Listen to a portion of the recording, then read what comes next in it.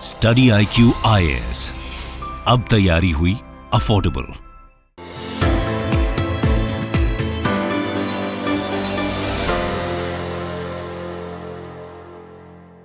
Study IQ में आपका स्वागत है। मेरा नाम अपूर्व दीक्षित है। मैंने इंडियन फॉरेस्ट सर्विस एग्जामिनेशन 2021 में 11वीं रैंक हासिल करी है और इस सेशन में मैं आपसे नोट मेकिंग के बारे में चर्चा करूंगा। अब नोट मेकिंग यूपीएससी एग्जामिनेशन के लिए बहुत ही क्रूशियल एस्पेक्ट हो जाता है। अगर हम देखें, हम पूरे सिलेबस की बात करें तो सिलेबस अपने में बहुत बड़ा हो जाता है। आप प्रीलिम्स के लिए आप जनरल स्टडीज़ का सिलेबस ले लो, चाहे आप मेंस के लिए GS 1, 2, 3 का ले लो। अपने में नोट मेकिंग बहुत बड़ा चैलेंज होता है और बहुत सारे एस्पिरेंट्स के इस पर डाउट आते हैं कि कैसे नोट्स बनाएं, क्यों नोट्स बनाएं, या नोट्स बनाएं या नहीं बनाएं। इन सब डाउट्स को मैं आज इस सेशन के थ्रू आपके सामने रिजॉल्व करना चाहूँगा। तो with this we can begin this session on note making. अब सबसे पहला जो सवाल आता है कि हम नोट्स बनाएं क्यों, कि नोट्स बनाने की आखिरी आवश्यकता क्या है, what is the requirement of making notes. ठीक है, नोट मेकिंग करने की सबसे बड़ा रीज़न है कि रिवीजन। अब रिवीजन इस पूरे क्योंकि ये सिलेबस बहुत बड़ा है, क्योंकि पूरा सिलेबस इतना वास्ट है, हम GS 1, 2, 3, 4 से लेके हम ऑप्शनल इतनी सारी चीज़ें कर रहे होते हैं। इसको याद रखने के लिए रिवीजन सबसे इंपॉर्टेंट एस्पेक्ट होता है। और अगर हम रिवीजन करना चाहते हैं, अगर हम चाहते हैं कि हम चीज़ें जल्दी से जल्दी रिवाइज कर पाएँ, तो उसके लिए हमें नोट्स बनाना बहुत ज़रूरी होता है। अब जैसे नोट्स, ये जो नोट्स होते हैं ये आपको प्रीलिम्स के लिए से पहले रिवाइज करने के काम आते हैं, ये आपको मेंस से पहले रिवाइज करने के काम आते हैं। इनफैक्ट जो मेंस के बीच में जो पेपर होते हैं GS 1 और 2, उसमें जो पेपर 2 के पहले जो आपका गैप होता है, उसमें भी ये नोट्स आपके काम आते हैं। तो बार बार रिवाइज करने के लिए नोट्स बनाना बहुत ज़रूरी है। जो हम सेकंड पॉइंट कि इन नोट्स को बनाना हमारे जो पूरा सिलेबस है उसकी कवरेज का टाइम रिड्यूस करने के लिए बहुत ज़रूरी है। अगर मान लीजिए आज आप पहली रीडिंग कर रहे हो कोई भी किताब की, चाहे वो लक्ष्मीकांत हो गया या स्पेक्ट्रम हो गया, बट हम चाहते हैं कि विद एवरी सब्सिक्वेंट रीडिंग हमारा टाइम कम होता चला जाए। और अगर हमको ये करना है, हम ये चाहते हैं कि ये टाइम कम कर सकें, तो इसके लिए हमें नोट्स बनाना बहुत ज़रूरी है। और वो ग्रेजुअली वो जो चीज़ जो आज अगर आप ऑप्शनल पढ़ रहे हो, तो अभी आपको प्रॉब्ली नया ऑप्शनल सब्जेक्ट करने में आपको 4 महीना, 5 महीना, 6 महीना लग सकता है। बट ग्रेजुअली आप रियलाइज़ करो कि जब आप मेंस दे रहे होगे तो इसके लिए आपको सिर्फ 100 डेज़ के अराउंड मिल रहा होता है। और लास्ट में जब आप एक्चुअल मेंस अपीयर कर रहे होते हो तो मुश्किल से 5 दिन की छुट्टी होती है GS 4 के बाद और ऑप्शनल से पहले। तो इन 5 दिन की छुट्टी में ये 6 महीने का रिवाइज करना होता है। तो अगर हम चाहते हैं कि ये जो कवरेज का टाइम रिड्यूस हो जाए, अगर हम चाहते हैं कि हमारी कवरेज क्विकली हो, तो इसके लिए हमें नोट्स बनाना बहुत ज़रूरी है। नेक्स्ट जो रीज़न होता है नोट्स बनाने का, वो होता है इंटरनलाइजेशन। अब इंटरनलाइजेशन क्या है कि अगर हम कोई टेक्स्ट पढ़ रहे हैं, अगर हम कुछ पढ़ रहे हैं, तो वो एक तरीके का पैसिव एक्सरसाइज होती है कि हमने टेक्स्ट पढ़ा, बट हमको ये समझ में आया है कि नहीं आया ये हमको नहीं पता। कि कई बार होता है कि हम किसी ख्यालों में होते हैं, हम कहीं लॉस्ट होते हैं, फिर जो हम जो पढ़ रहे होते हैं वो शायद हमने अब्जॉर्व नहीं किया होता है। बट जब हम नोट्स बना रहे होते हैं तो it becomes a kind of active learning, where जहाँ पे आप जो पढ़ रहे हो उसको आप ना सिर्फ अब्जॉर्व कर रहे हो, बल्कि उसको आप एक्टिवली कहीं पे उतार रहे हो, उसको कहीं एक्टिवली उसको समराइज कर रहे हो, छोटा कर रहे हो। तो ये इंटरनलाइजेशन और एक्टिव लर्निंग के बहुत काम आता है कि आपको जो चीज़ पढ़ी है वो आपको समझ में आई है, अगर आप उसके नोट्स अपनी भाषा में उसको शॉर्ट में समराइज कर पाते हो, विच इट शोज़ कि आपने वो चीज़ इंटरनलाइज कर दी गई है। और ये इस पूरे लर्निंग प्रोसेस को एक्टिव बना देती है rather than just passive reading, जहां पे हम सिर्फ टेक्स्ट को पढ़ रहे होते हैं। तो ये जरूरत थी बेसिकली नोट मेकिंग की। अब हम आते हैं अपने नेक्स्ट पार्ट पे कि व्हेन टू मेक नोट्स। अब बहुत बार क्या होता है, हमसे बहुत बार ये गलती होती है कि हमको किसी ने बता दिया होता है कि नोट्स बनाने हैं। अब नोट्स बनाने हैं तो हमें लगता है कि हम जैसे ही पढ़ें हम फटाफट इसको नोट्स बना दें और तो हमारा काम हो जाएगा। बट नोट मेकिंग की सबसे बड़ी ये दिक्कत इसमें ये होती है, जब हम पहली रीडिंग में नोट्स बनाते हैं तो हमको सब कुछ इंपॉर्टेंट लगता है। हमको लगता है ये भी इंपॉर्टेंट है, वो भी इंपॉर्टेंट है, और हम एग्जाम के हिसाब से अपने आप को ढाल नहीं पाते हैं। और we end up writing another book, कि हमने एक बुक पढ़ रहे थे, हम उसके नोट्स बना रहे हैं और हम दूसरी बुक लिखने लग जाते हैं। तो ये काम अवॉइड, ये चीज़ अवॉइड कर पाएँ, इसलिए नोट मेकिंग कभी भी फर्स्ट और सेकंड रीडिंग में ना करें। Preferably note making third, fourth या फिफ्थ रीडिंग में जाके करें। अब इससे आपका सवाल आ सकता है कि सर फर्स्ट और 2 रीडिंग में करें क्या।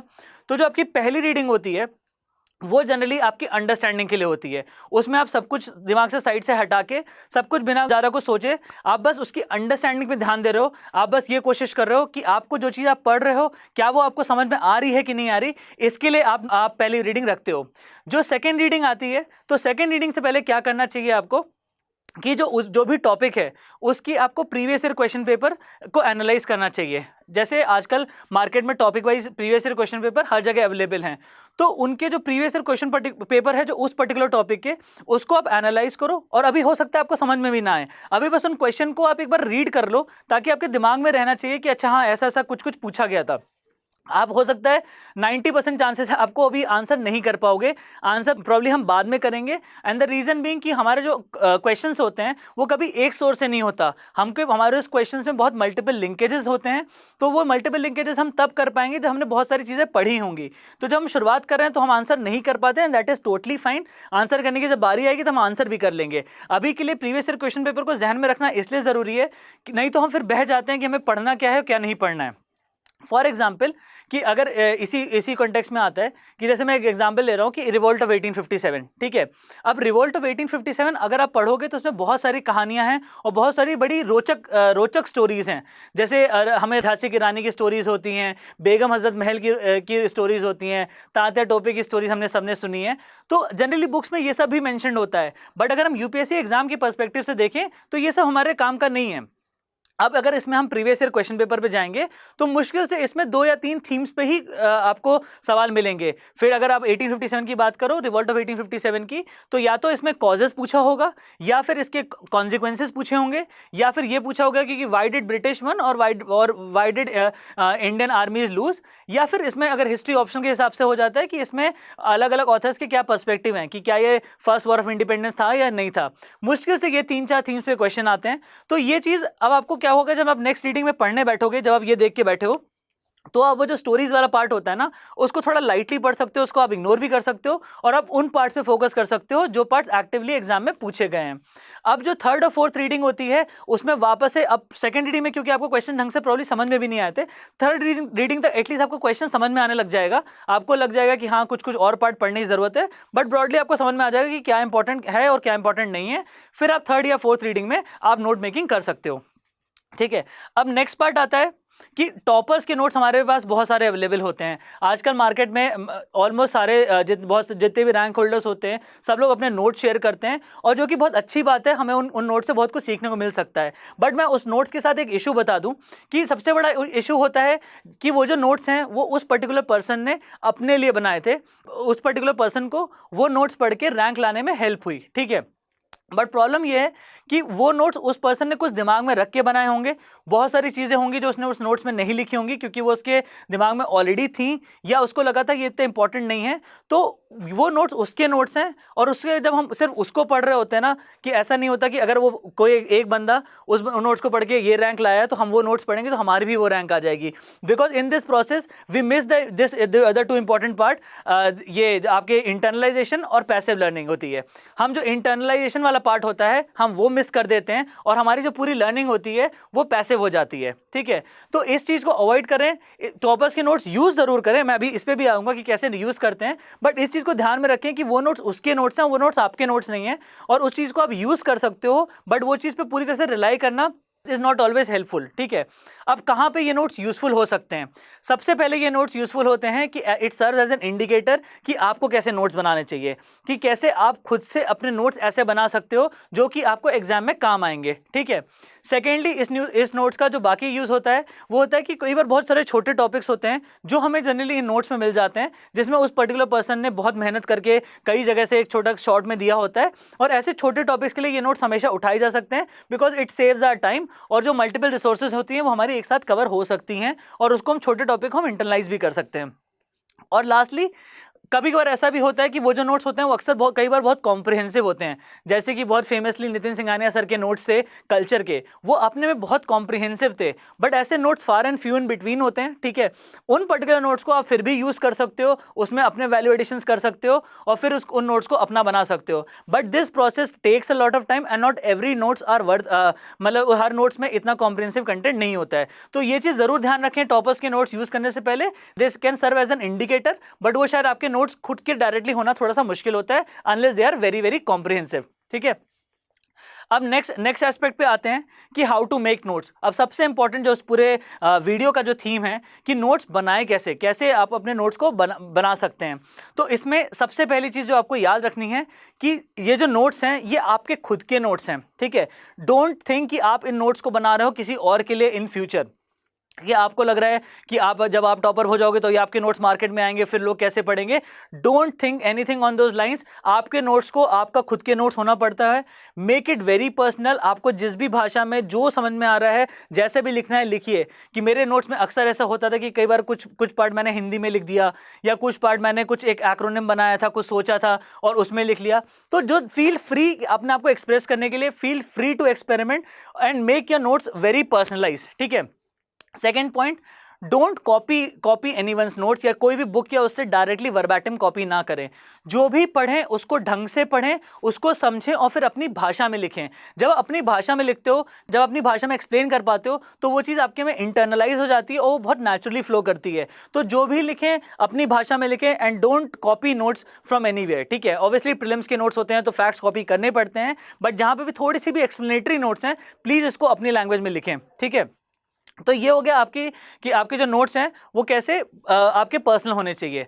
दूसरा, don't aim for perfection in the first go, ठीक है। आपके नोट्स पहली बार में परफेक्ट नहीं बन पाएंगे, किसी के नहीं बनते।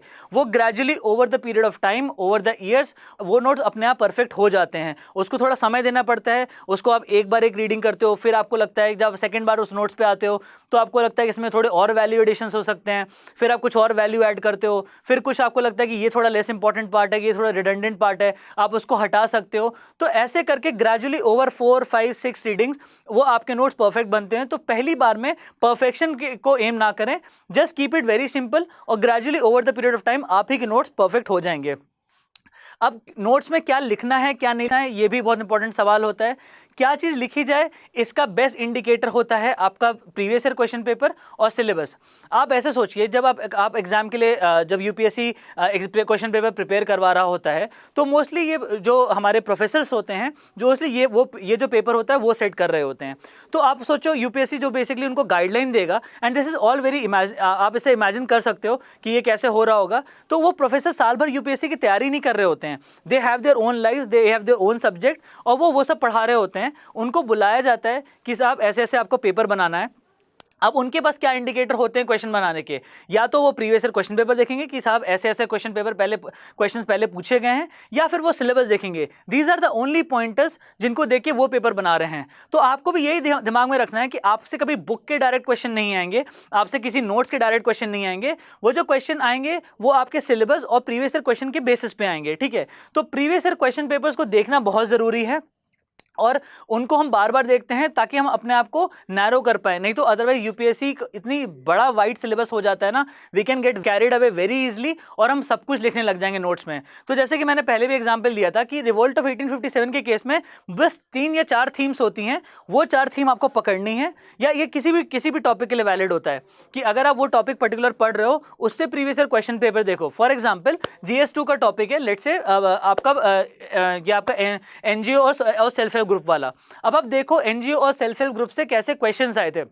जो भी क्वेश्चंस आए हों कि अगर उसमें आपको एनजीओ की डेफिनेशन चाहिए होगी, आपके नोट्स में वो डेफिनेशन होनी चाहिए। उसमें आए होंगे कि एनजीओ की आज क्या कैसे रेगुलेट होता है, तो आपका वो रेगुलेशन आपके नोट्स में होना चाहिए। उसमें आ सकता है कि एनजीओ के दिक्कतें क्या हैं, कैसे उसको हम सॉल्व कर सकते हैं, तो ये चीज़ें आपके नोट्स में होनी चाहिए। तो ये 3-4 थीम अगर आप पकड़ के चलोगे तो जनरली एक टॉपिक के मुश्किल से आपके 3 या 4 पेजेस के नोट्स बनेंगे इस GS2 में, ठीक है। तो ऐसे करके हमको थीम्स पिक करनी है और फिर हमको नोट्स बनाने हैं, रादर देन आप ये काम मत करिएगा कि आपने एक बड़ी बुक ली, जैसे मान लीजिए जो पेपन चंद्रा की किताब है, जो इंडियन इंडिपेंडेंस पे जो किताब है, इंडिया स्ट्रगल फॉर फ्रीडम। अब उस किताब के अब ऐसा मत करिए कि उस किताब की बड़ी किताब का छोटी किताब बना दिया। उस किताब से डायरेक्ट क्वेश्चन नहीं आएंगे, उस किताब को यूज़ करके आप कुछ और आंसर कर रहे होगे। तो आपके जो नोट्स हैं वो होने चाहिए उन पर्टिकुलर टॉपिक्स पे, उन सिलेबस की उन पर्टिकुलर टॉपिक्स पे, उनकी थीम्स पे, रादर देन उन बुक के नोट्स। बड़ी बुक को छोटी बुक बनाने में ज़्यादा टाइम वेस्ट ना करें। तो अब इससे हम इसी से नेक्स्ट पॉइंट पे आते हैं कि नोट्स में हमको क्या लिखना चाहिए। एक तो हमने देखा कि PYQs हमने यूज़ किए। अब कई बार बहुत सारी चीज़ें होती हैं जो हमारे दिमाग में इंटरनलाइज हो जाती हैं, जो अगर हम बहुत टाइम से पढ़ रहे होते हैं, हम बार बार पढ़ रहे होते हैं या अखबारों में आ रहा होता है तो हम इंटरनलाइज कर लेते हैं। फॉर एग्जाम्पल हम बात करते हैं साइमल्टेनियस इलेक्शन की। तो साइमल्टेनियस इलेक्शन इतने टाइम से न्यूज़ में चल रहा है, तो आपको पता है कि इसके जनरली मैं अभी भी आपसे पूछूंगा, you will be able to write कि इसके प्रोज क्या हैं, इसके कॉन्स क्या हैं। अब ये चीज नोट्स में लिखोगे तो ये काफी रिडंडेंट एक्सरसाइज है कि नोट्स में क्या होना चाहिए।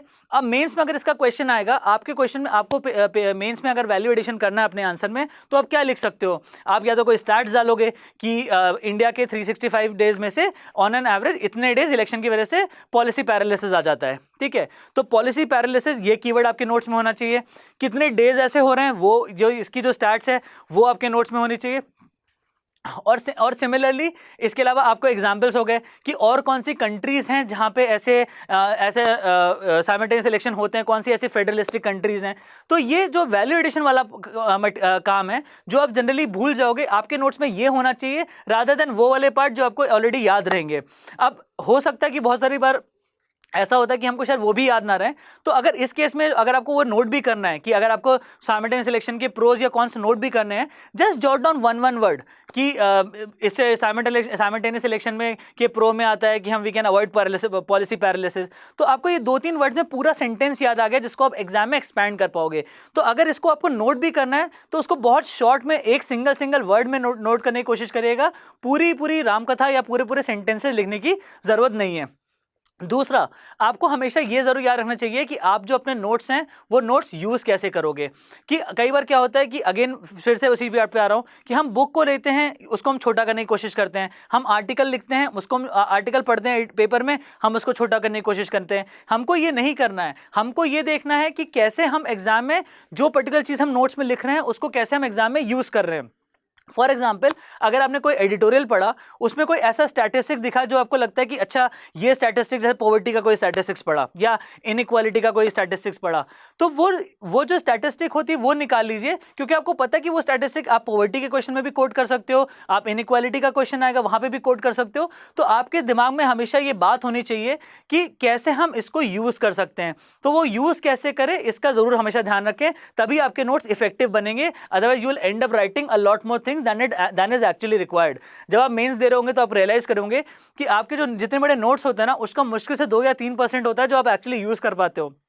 बाकी ज़्यादातर पार्ट रिडंडेंट होगा। हम उस रिडंडेंट एक्सरसाइज को ज़्यादा उसको बहुत ज़्यादा वेस्ट ना करें, हम अपने एफर्ट्स को ज़्यादा वेस्ट ना करें और कॉन्सेंट्रेट करें उस पार्ट पे जो एक्चुअली हमको एग्जाम में काम आए, तो बेहतर होगा, ठीक है। अब इससे नेक्स्ट पार्ट पे आते हैं कि एक होता है हमारे मैक्रो नोट्स। मैक्रो नोट्स क्या होते हैं कि कई बार हम क्लास कर रहे होते हैं तो क्लास में जो लिखवाया जा रहा होता है या क्लास में जो लिख रहे होते हैं वो पूरे मैक्रो बड़े नोट्स होते हैं। या हम मान लीजिए हम स्पेक्ट्रम के नोट्स बना रहे हैं, ठीक है, तो अगर हम उसको मेंस पर्सपेक्टिव से बना रहे हैं तो वो थोड़े से ज़्यादा कॉम्प्रिहेंसिव होंगे, थोड़े ज़्यादा बड़े होंगे। बट यही अगर आप सोचो कि आपने उस मान लीजिए स्पेक्ट्रम के मेंस पर्सपेक्टिव से नोट्स बनाए, आपके थोड़े ठीक ठाक मान लीजिए 30-40 पेजेस के थिक वो नोट्स बन जाएंगे। या इवन जैसे GS2 है, अब GS2 में बहुत सारे पार्ट होते हैं, आपका पॉलिटी होता है, आपका IR होता है, बहुत सारे पार्ट होते हैं। बट जब आप मेंस के लिए सोचो, मेंस के लिए GS1 के बाद जब GS2 में सिर्फ 2 घंटे बचते हैं रिवाइज करने के लिए, ठीक है, तो आप सडनली GS1 के मोड में होते हो और फिर आपके GS2 के मोड में जाना होता है, जहाँ पे आपके दिमाग में पहले हिस्ट्री, ज्योग्राफी, सोसाइटी चल रहा होता है। वहाँ से आपको आना पड़ता है सुप्रीम कोर्ट केसेस, आर्टिकल्स और इन सब पे आना पड़ता है। तो ये जो शिफ्ट होता है ना, तो यहाँ को इसको शिफ्ट को फैसिलिटेट करने के लिए आपको माइक्रो नोट्स बनाने पड़ते हैं। अगर आप एग्जाम से दूर हो, अगर अभी एग्जाम में टाइम है, तो आपको अभी शायद माइक्रो नोट्स की जरूरत नहीं पड़ेगी। आपको जो माइक्रो नोट्स हैं वो प्रॉब्ली क्लोजर टू एग्जामिनेशन बन रहे होते हैं, इवन मेन से 1 हफ्ता पहले या मेन से 1 महीना पहले या इवन मेन से 1 दिन पहले भी बन रहे होते हैं कि यार मैं नेक्स्ट डे जो 2 घंटे मिलेंगे उसमें मैं रिवाइज क्या करूंगा। आपके दिमाग में होना चाहिए कि वो नोट्स को वहां पर रिविजन के लिए आपके लिए क्या यूज कर रहे होंगे और वहां पर माइक्रो नोट्स बनते हैं। अब नेक्स्ट एक बहुत सवाल आता है कि सर नोट्स ऑनलाइन बनाएं या ऑफलाइन बनाएं। देखिए, आपके ऊपर डिपेंड करता है कि आप नोट्स कैसे बनाना चाहते हो, ठीक है। नोट्स लोग ऑनलाइन भी बनाते हैं, ऑफलाइन भी बनाते हैं। ऑनलाइन के एडवांटेजेस कुछ होते हैं कि जैसे उसमें आपको एडिटिंग करना आसान होता है, उसमें सॉर्टिंग करना आसान होता है, उसमें इंडेक्सिंग आसान होती है, उसमें कोई चीज़ सर्च करना आसान होता है। बट वहीं ऑफलाइन नोट्स में कि कई बार बोलते हैं कि फील अच्छी आती है, ऑफलाइन नोट से पढ़ना कई बार हमको आसान लगता है। जैसे मेरे साथ भी बहुत बार होता था कि अगर कोई ऑनलाइन नोट से मैं कई बार उसको प्रिंट करा लेता था, बिकॉज उससे ज़्यादा कंप्लीशन की फील आती थी मुझको। तो ऑफलाइन नोट्स के भी अपने अपने फ़ायदे होते हैं, बट जब भी ध्यान रखें अगर आप ऑफलाइन नोट्स बना रहे हैं तो कोशिश करिए कि उसको A4 शीट्स पे बनाएं और हमेशा अपने नोट्स के बगल में थोड़ी सी जगह छोड़ दें।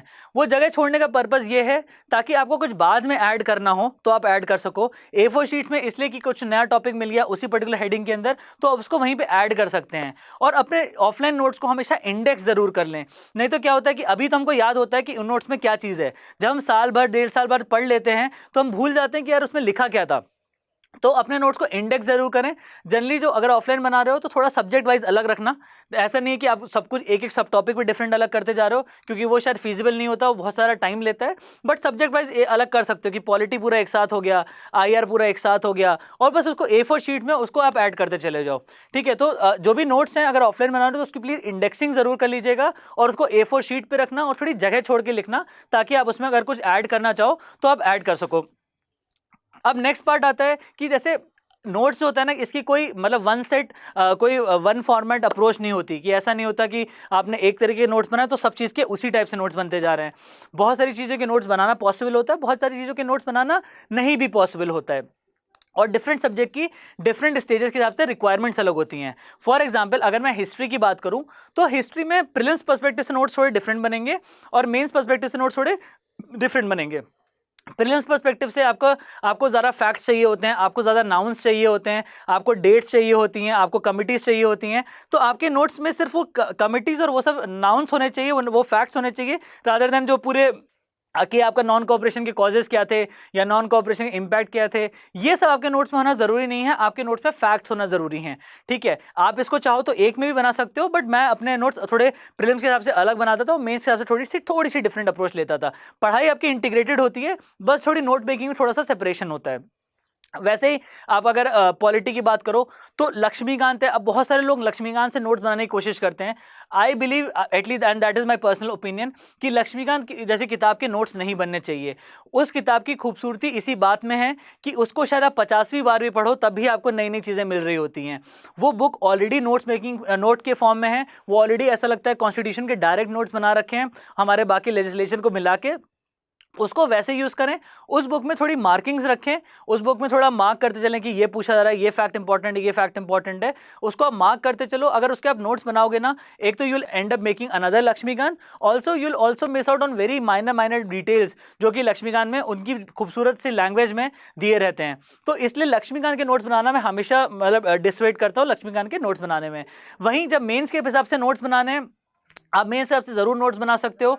मेंस के हिसाब से उसमें होता क्या है कि आप आर्टिकल्स बना सकते हो, आप उसमें आर्टिकल्स के अलावा आप सुप्रीम कोर्ट केसेस होते हैं, जनरली उन चीज़ों के नोट्स बना सकते हो जो आप भूल जाते हो। क्योंकि एक डिफरेंस होता है प्री और मेंस में in terms of note making. वो डिफरेंस इसलिए आता है कि प्री में आपको बस रिकॉल करना होता है, आपको 4 ऑप्शन दिए होते हैं और आपको बस ये याद रखना कि हाँ ये लग रहा है, ये नहीं लग रहा है, and you tick the correct one. ठीक है, बट अगर आप मेंस की बात करो तो ना सिर्फ आपको रिकॉल करना पड़ता है, उसको वापस से रिप्रोड्यूस करना पड़ता है। तो इसलिए मेंस की जो नोट्स मेकिंग होती है वो थोड़ी सी स्पेसिफिक होती है, थोड़ी ज़्यादा डिटेलिंग होती है, ताकि आप एग्जाम में लिख सको, आप उसको ना सिर्फ आपको याद आ पाए, प्रॉपरली आप उसको रिप्रोड्यूस कर सको। सिमिलरली इन्वायरमेंट के पेपर में, इन्वायरमेंट प्रीलिम्स के हिसाब से बहुत सारे जो स्पीशीज़ होती हैं, नेशनल पार्क्स होते हैं, इन सब के नोट्स बनते हैं। मेंस में काफ़ी डिफरेंट होता है। वैसे अगर एथिक्स की बात करूं तो एथिक्स के नोट्स में जनरली आपके पास डेफिनेशन हैंडी होनी चाहिए, आपके हाथ में एग्जाम्पल्स हैंडी होने चाहिए, और अगर किसी कमेटी की रिकमेंडेशन हो गई कि मान लीजिए सेकेंड ARC की रिकमेंडेशन हो गई या नोलन कमेटी ने क्या बोला था, इस टाइप की चीज़ें होंगी, तो आपके नोट्स में वो चीज़ होनी चाहिए। अदर देन दैट एथिक्स में आप जो इंटरनली आपने इंटरनलाइज किया हुआ है, जो आपको समझ में आया, आप वो यूज़ कर रहे होगे। तो एथिक्स में जनरली डेफिनेशंस, एग्जाम्पल्स और कमिटी रिकमेंडेशंस के अलावा तीसरी चीज़ लिखने की ज़रूरत नहीं पड़ती है। इसके अलावा करंट अफेयर्स के मैं भी आगे भी कवर करूँगा। The point of the matter is कि आपको जितनी भी चीज़ें होती हैं सबके नोट्स बहुत डिफरेंटली बनते हैं और उसकी अप्रोच बहुत डिफरेंट रखें, and use your own intelligence to decide कि किस सब्जेक्ट में या किस पर्टिकुलर टॉपिक में क्या चीज़ काम कर रही है। ठीक है, अब नेक्स्ट पार्ट आता है कि न्यूज़पेपर की नोट मेकिंग क्या करें। अगेन ये मेरी बहुत पर्सनल ओपिनियन है, मुझे ऐसा लगता है कि न्यूज़पेपर के नोट्स हमको नहीं बनाने चाहिए। And the reason I am saying so कि हम जब न्यूज़पेपर पढ़ रहे होते हैं एक तो कई बार हमको शुरुआत में स्पेशली बहुत ज़्यादा होता है कि हम बहुत ज़्यादा टाइम डिवोट कर रहे होते हैं न्यूज़पेपर रीडिंग में। न्यूज़पेपर रीडिंग की एक एडवांटेज ज़रूर होती है, बट एक लिमिटेड एडवांटेज होती है। ऐसा नहीं है कि सब कुछ आपको न्यूज़पेपर से ही आ जाता है। तो न्यूज़पेपर की एडवांटेज जो होती है उसका हम यूज़ करेंगे कि न्यूज़पेपर में हमारे एडिटोरियल्स काम के होते हैं। हम एडिटोरियल्स पढ़ते हैं ताकि हम समझ में आए इश्यूज़ डेली बेसिस पे क्या क्या चल रहे हैं, और उन इश्यूज़ को हम इंटरनलाइज कर सकें, डिफरेंट व्यू पॉइंट समझ सकें। बिकॉज जब वो डिफरेंट व्यू पॉइंट्स को हम पढ़ते हैं तब हम उस पर्टिकुलर पार्ट को हम इंटरनलाइज कर पाते हैं। तो न्यूज़पेपर की थोड़ी सी ये लिमिटेशंस होती हैं, और हमको ये कई बार स्पेशली शुरुआत में समझ में नहीं आता कि क्या इंपॉर्टेंट है और क्या इंपॉर्टेंट नहीं है। तो ऐसे में मुझे हमेशा लगता है कि जो इसके बजाय आप हमेशा मंथली मैगजीन पर रिलाई कर सकते हो। अब मैं मंथली मैगजीन क्यों बोल रहा हूँ, अब न्यूज़पेपर से आप अकेले पढ़ोगे और उसके नोट्स बनाओगे, तो अगर मान लीजिए आपको 45 मिनट्स टू 1 आवर रीडिंग में लग रहा है, आप उसके नोट्स बनाओगे और another additional 15 minutes to half an hour लग जाएगा। अब ये बहुत ज़्यादा टाइम होता है न्यूज़पेपर डिवोट करने के लिए। वहीं जब कोई पर्टिकुलर मैगजीन बन रही होती है, so there is a entire team of 15-20 people who are reading multiple newspapers, who are collecting all the information at one place and doing it for you. ठीक है, तो ये जो कोलेक्शन वाला काम है वो आप उनका यूज कर सकते हो ना। आप ऑब्वियसली आप इंटरनलाइज करने के लिए आप पढ़ो जरूर, मैं पढ़ने को मना नहीं कर रहा हूँ। All I am saying is कि नोट्स के लिए आप मंथली मैगजीन पर रिलाई कर सकते हो, और अगर आपको कुछ ऐड करना है तो उसी मंथली मैगजीन पे आप ऐड कर लो।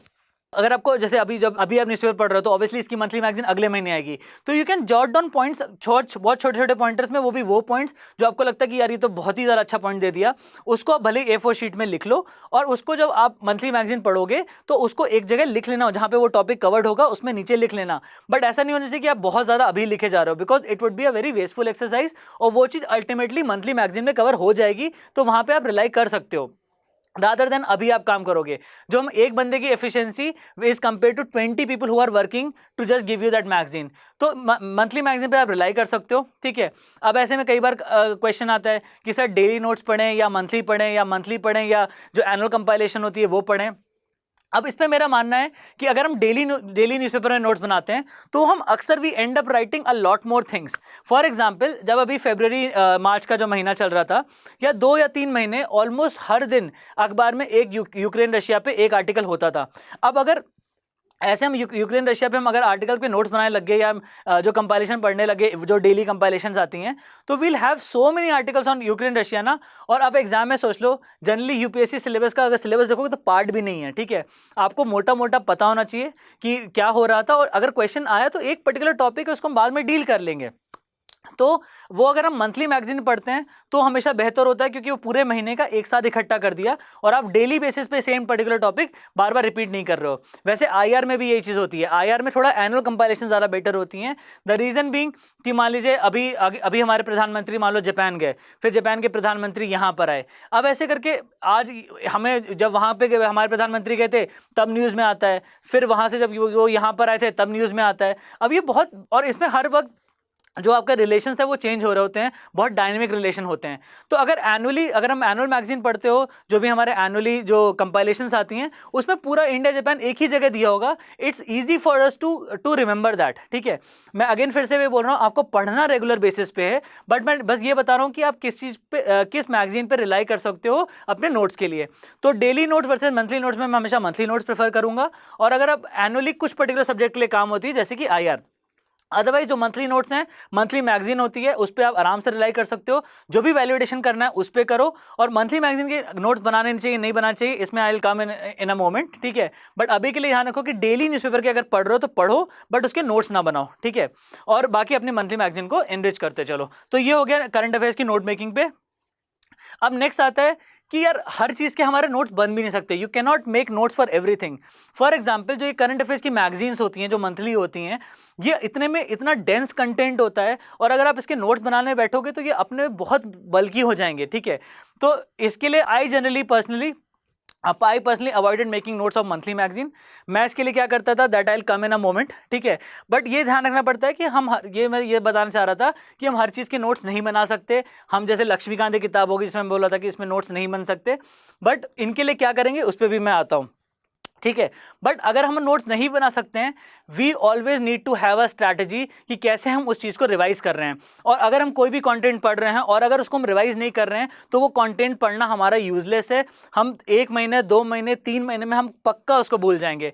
तो कंटेंट नोट्स हमेशा उस चीज़ के बना लेने चाहिए ताकि हमें हमेशा रिवाइज करने आसानी हो और ताकि हम उस तक वापस आ पाए। अगर नोट्स नहीं भी बन पा रहे हैं, we should clearly have a strategy कि कैसे हम उस पर्टिकुलर कंटेंट को रिवाइज करेंगे। तो अगर नोट्स नहीं बन रहे तो हमेशा ध्यान रखना कि इसको रिवाइज कैसे करोगे, इसको हमेशा दिमाग में रखना और इसके लिए कुछ प्रिपरेशन रखना।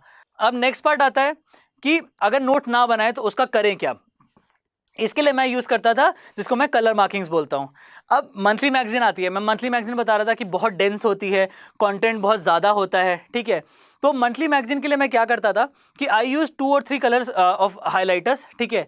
अब उससे क्या होता है कि जैसे मान लो मैं मंथली मैगजीन पढ़ रहा हूँ, जनरली जो एक आर्टिकल होता है तो उसमें क्या आर्टिकल होता है कि पहले लिखा होता है कि why that particular thing is in news, देन लिखा होता है कि उस पर्टिकुलर कोई अगर इंस्टीट्यूशन उससे एसोसिएटेड है तो उस इंस्टीट्यूशन के बारे में लिखा होता है, फिर उसके प्रोज लिखे होते हैं, कॉन्स लिखे होते हैं या डिफरेंट एस्पेक्ट्स लिखे होते हैं, एंड देन लास्ट में वे फॉरवर्ड होता है।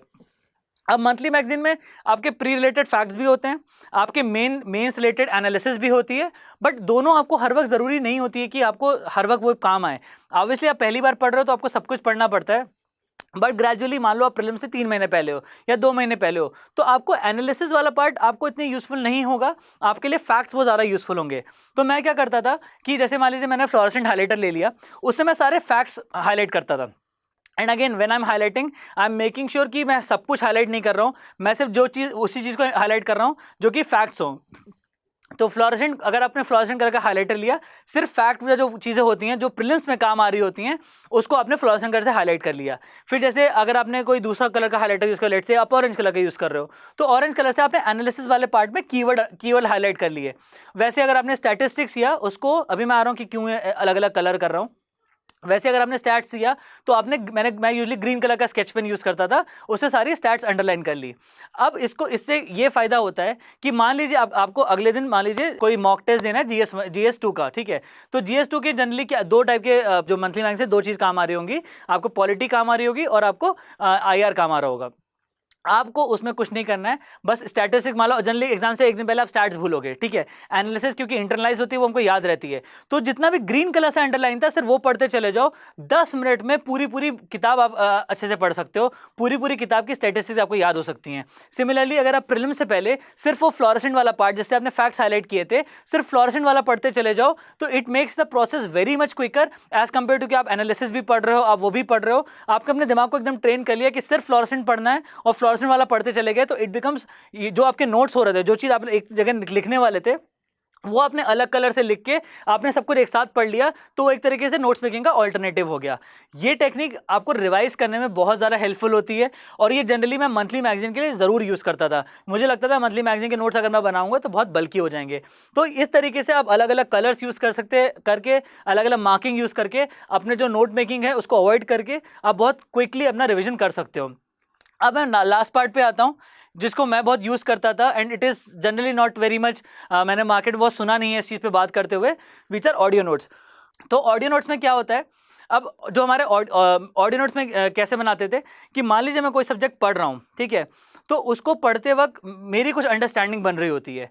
जब मैं उसको किसी को एक्सप्लेन कर दूंगा वो मेरी अंडरस्टैंडिंग को काफ़ी क्रिस्टलाइज कर देगा, उस अंडरस्टैंडिंग को मेरी इंप्रूव करेगा। एंड बहुत सिंपल सी बात होती है, अगर आपको कोई चीज़ समझ में आ गई है और अगर आप किसी को पढ़ा दो तो आपको बेहतर समझ में आई होती है और फिर आप भूलते नहीं हो। तो मैं क्या करता था कि मैंने 2 जगह से कोई चीज़ पढ़ी, फिर मैंने उस पर्टिकुलर हेडिंग के अंदर किसी को समझा दिया और वो जो समझाया हुआ था वो मैंने रिकॉर्ड कर लिया, ठीक है। फॉर एग्जांपल अगर मैं रिवोल्ट ऑफ 1857 पढ़ रहा हूँ और उसके कॉजेज़ पढ़ा है तो मैं कॉजेज़ वाला जो पूरा जो पार्ट होगा मैं उसको एक ही बार में पूरा बोलता चला जाऊँगा and I will record my self. और इस रिकॉर्डिंग के लिए कुछ नहीं करना है, even you can have your books in front of you कि अगर आप कुछ फैक्ट भूल जाओ तो आप वहाँ से पढ़ के बोल सको। And the moment you record your self, इससे 2 चीज़ें हो रही हैं कि एक, आपने इंटरनलाइज कर लिया, आपको जो चीज़ पढ़ी है वो आपने समझ में आ गया क्योंकि आपने समझाया है किसी को, तो एक तो आपने इंटरनलाइज कर लिया। दूसरा, you have recorded it in perpetuity, ठीक है। अब वो रिकॉर्डिंग हो गई है, अब वो कहीं जा नहीं रही है। अब मान लो इवन आप आफ्टर 2 मंथ्स, आफ्टर 3 मंथ्स भी उस रिकॉर्डिंग को सुनोगे, आपको चीज़ें याद ज़्यादा रहेंगी क्योंकि एक तो आपने अपनी भाषा में एक्सप्लेन किया था और फिर पूरी रिकॉर्डिंग सुन ली है। तो वो जो दो पर्टिकुलर बुक्स थी या जो पढ़ा था उसको हमको रिवाइज करने की ज़रूरत नहीं पड़ी। इस वजह से हमको वो जो ऑडियो है ना, वो ऑडियो ही हमेशा यूज़ कर सकते हैं रिवाइज करने के लिए।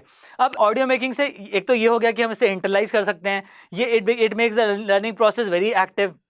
और ऑडियो नोट्स हमेशा सुनना बहुत आसान होता है। आप ट्रैवल कर रहे हो तो अब ऑडियो बस आपने ईयरफोन लगा लिया, आप सुनते चले जा रहे हो। आप कहीं लंच कर रहे हो, डिनर कर रहे हो, आपने ईयरफोन्स लगा लिए, आप सुन रहे हो। तो इससे आप हमेशा अपने नोट्स सुन सकते हो और कहीं पे भी आप जो भी कर रहे हो आप अपने नोट्स को रिवाइज करते रह सकते हो, ठीक है। और अपने क्योंकि अपनी भाषा में किया होता है ना, तो उसको आप तेज स्पीड पे भी सुन सकते हो। आप अपने आप को 1.5 2x 2.5x तक भी जा सकते हो। तो अपने आप को सुनना बहुत आसान होता है और उससे आपको हमेशा याद आ जाएंगे अपने एग्जैक्ट कोर कॉन्सेप्ट्स, ठीक है। और ऑब्वियसली ये बहुत हैंडी होता है, आप इसको कहीं भी लेके ट्रैवल कर सकते हो। Even when you are travelling, even when you are commuting, you can always use this audio notes. अब इसमें मैं बस थोड़ी एक दो टिप्स ऐड करना चाहूँगा। मैं अपने नोट्स हमेशा एवरनोट पे बनाता था, तो इसमें हमेशा ऑडियो नोट्स में एक दो चीज़ें ध्यान रखना। एक, ऑडियो बहुत बड़ा नहीं होना चाहिए।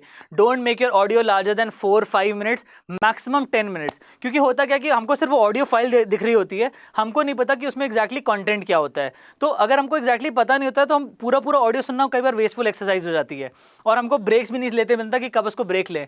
तो जैसे मान लो आप रिवॉल्ट ऑफ 1857 का बना रहे हो, तो I will make a note of revolt of 1857। मैंने बताई थी 4 हेडिंग्स लिखनी है: causes, consequences, why did British one the revolt of 1857, और इसके वेरियस इंटरप्रिटेशंस, अलग अलग हिस्टोरियंस क्या क्या बोलते हैं। तो मैंने वो 4 हेडिंग्स बनाई, हर हेडिंग के नीचे उसका ऑडियो रिकॉर्ड किया। पूरा की रिकॉर्डिंग मुश्किल से 16 से 20 मिनट में हो जाएगी अल्टीमेटली। और उसमें बिल्कुल परफेक्शन एम नहीं करना है, आपको खुद को सुनना है, आपको उसमें जो बोलना है बोलो, कोई परफेक्शन एम नहीं करना। उसके रीटेक्स, डबल रीटेक्स मत करना। जैसे जो भाषा समझा रहे हो उसे समझा लो, रिकॉर्ड कर लो, और अल्टीमेटली आपको खुद ही सुनना है तो कभी भी सुन सकते हो। तो ऑडियो छोटे रखो और जो पूरा 20 मिनट रिकॉर्ड किया, आप आफ्टर दिस आप कभी भी किसी भी वक्त आपको रिवोल्ट ऑफ 1857 पढ़ना है, उसको 2x पे सुनना। 10 मिनट में इंटायर रिवोल्ट ऑफ 1857 आपका रिवाइज हो जाएगा, इससे 1 मिनट ऊपर नहीं लगेगा, ठीक है। तो इस तरीके से आपने जो दोबारा बुक पढ़ने की एक्सरसाइज थी ना, उसको आपने पूरा अवॉइड कर दिया और अब बार बार अपने ऑडियो नोट सुन के उसको आप अपने आप को याद दिला रहे हो, अपने आप को आप उसके बाद आप मेमोराइज कर सकते हो। और हमेशा ऑडियो नोट्स के ऊपर हेडिंग जरूर दे देना। सिर्फ ऑडियो पढ़े होते हैं तो एक क्लोजर टू एग्जाम को पता नहीं होता उस फाइल में क्या है क्या नहीं है, क्योंकि ऑडियो फिर हमको पूरा सुन के देखना पड़ेगा। तो हमेशा उसको हेडिंग देना कि इस पर्टिकुलर ऑडियो में क्या है। ये आपको हमेशा एग्जाम के क्लोज की वैल्यू समझ में आएगी जब आपके सब कुछ पढ़ने का समय नहीं होता है। तो ये है ऑडियो मेकिंग की टेक्निक। इसको आप अगर आप अच्छे से यूज़ करो तो बहुत ही ज़्यादा यूज़फुल रहता है। मेरे पूरा हिस्ट्री ऑप्शनल ऑडियो के फॉर्म में है, और आज की तारीख में जब मुझे हिस्ट्री ऑप्शनल पढ़े हुए थोड़ा सा समय हो चुका है, उसके बाद भी अगर मैं चाहूँ तो पूरा हिस्ट्री ऑप्शनल मैं with in less than 8 days मैं रिवाइज कर सकता हूँ, बिकॉज मुझे पता है मेरे ऑडियो इतने बड़े, मतलब इतने ही छोटे हैं, मैं उसको अगर जल्दी से सुनूंगा। तो that is how powerful this audio making technique can be. अब लास्ट इसमें आता है कि हम नोट्स बना देते हैं, ठीक है, बट अक्सर क्या होता है फिर हम उस नोट्स को पढ़ना भूल छोड़ देते हैं, उसको हम कहते हैं कि यार ये अच्छे नहीं बने थे, इसको छोड़ देते हैं। Please please please trust your notes, ठीक है।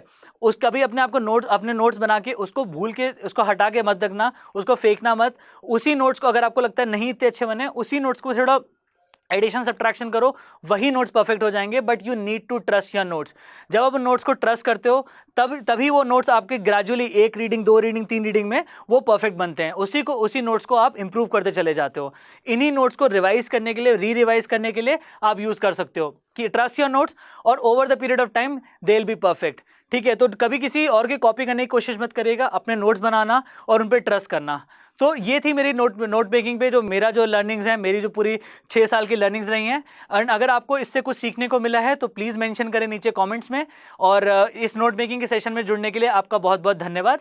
और अगर आप मुझसे कनेक्ट करना चाहते हैं तो टेलीग्राम पे मेरा चैनल है अपूर्व IFS के नाम से, APOORV IFS, और वहाँ पे हम बात कर सकते हैं। So thank you so much to all of you for joining in, and I will see you guys later. Hello, I am student of UPSC batch foundation 1।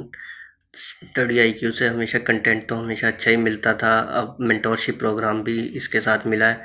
और जो मेरे मेंटोर है वो मिस नम्रता मैम है, वो हमेशा से ही एक हेल्पफुल रहे हैं। कुछ भी डाउट पूछना और एकेडमिक के रिलेटेड, या फिर आपको कोई प्रॉब्लम आ रही है स्टडी में, तो आप उनसे बात करें। She is always been there to help you and give you best solution what she have, and always कि बस आपकी प्रॉब्लम सॉल्व हो जाए किसी भी तरीके से, कि आप अपनी स्टडी पे जितना हो सके उतना फोकस कर सके। Thank you. Study IQ IAS अब तैयारी हुई अफोर्डेबल।